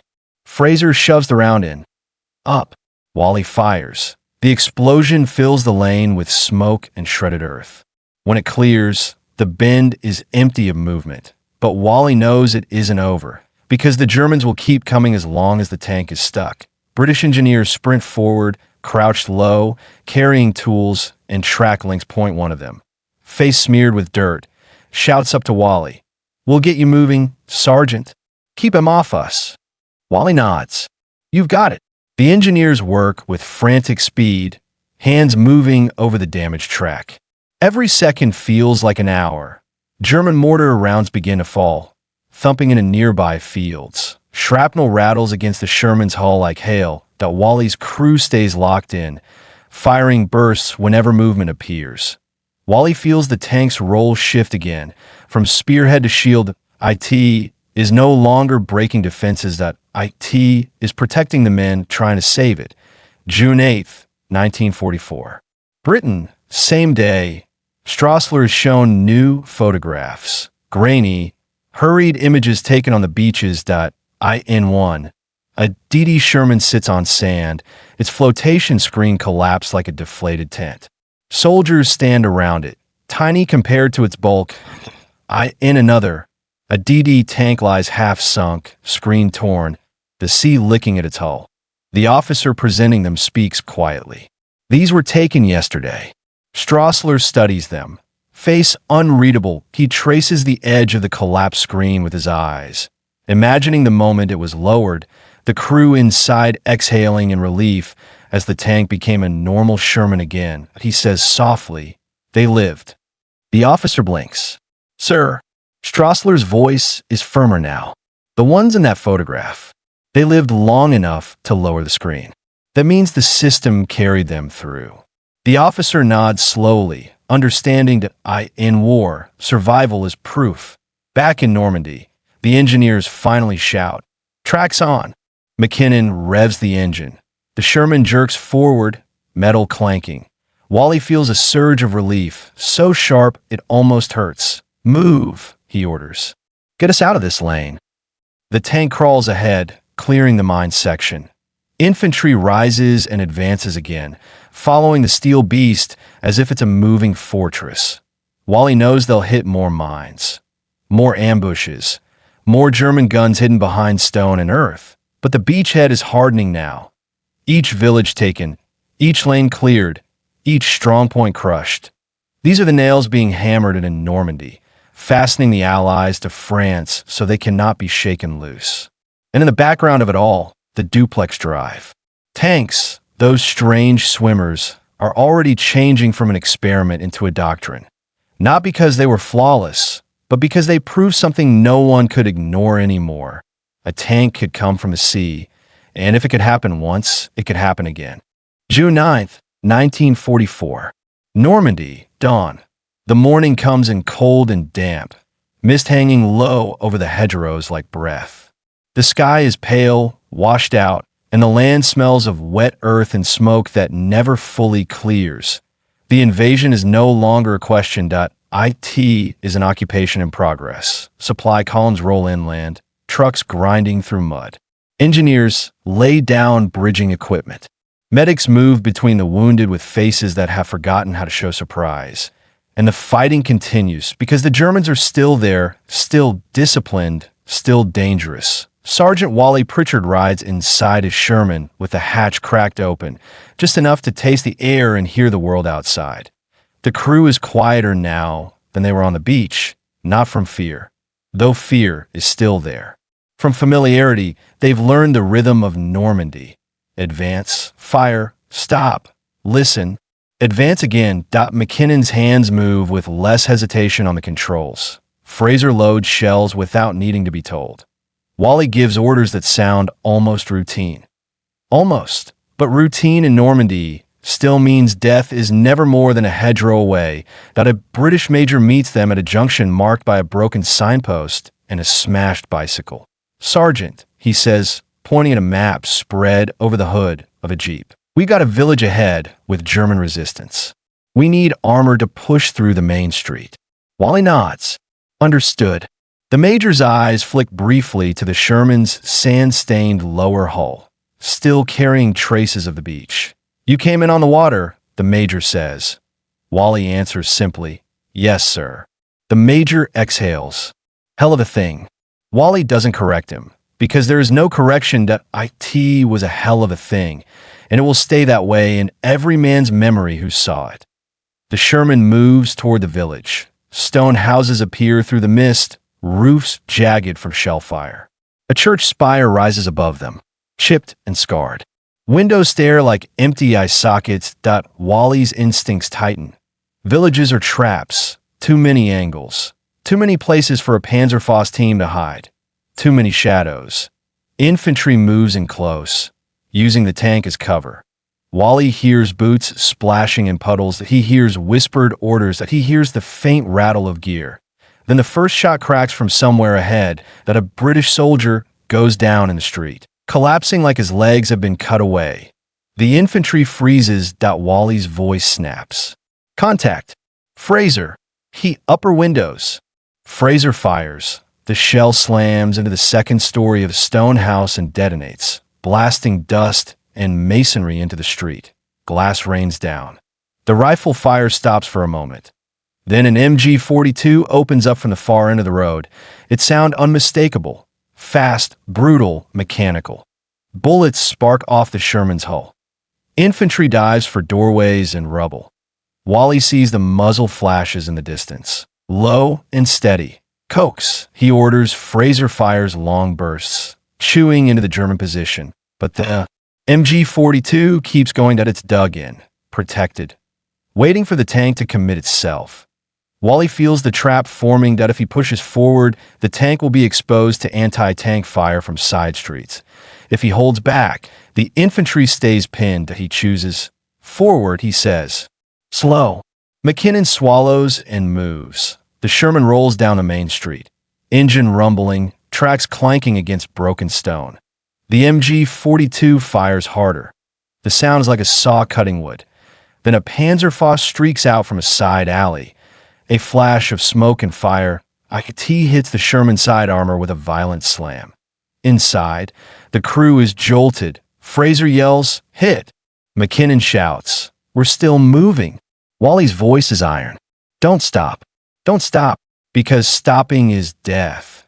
Wally swings the turret toward the alley. Coax! Alley! He barks. Fraser fires, bullets ripping into the darkness. The German figure collapses in the doorway. But another appears behind him, dragging a second launcher. Wally's eyes widen. Second team. Fraser fires again. The second German falls. The alley goes quiet. Wally forces himself to breathe.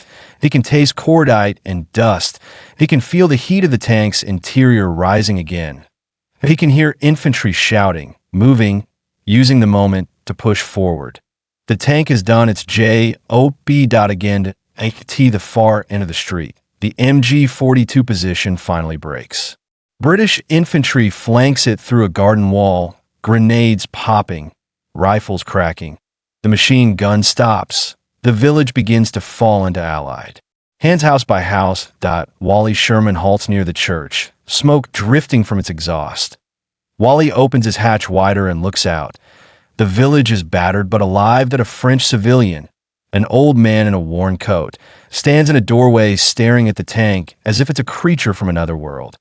His face is a mix of fear and wonder. He raises one hand slowly, then gives a small, cautious wave. Wally hesitates. Then he lifts his own hand and waves back. It's a tiny gesture, but it hits him harder than any shell impact, because it means they're not just fighting on beaches anymore. They're liberating streets. They're changing lives. And somehow, absurdly, that began with a civilian inventor deciding a tank could swim. June 9, 1944.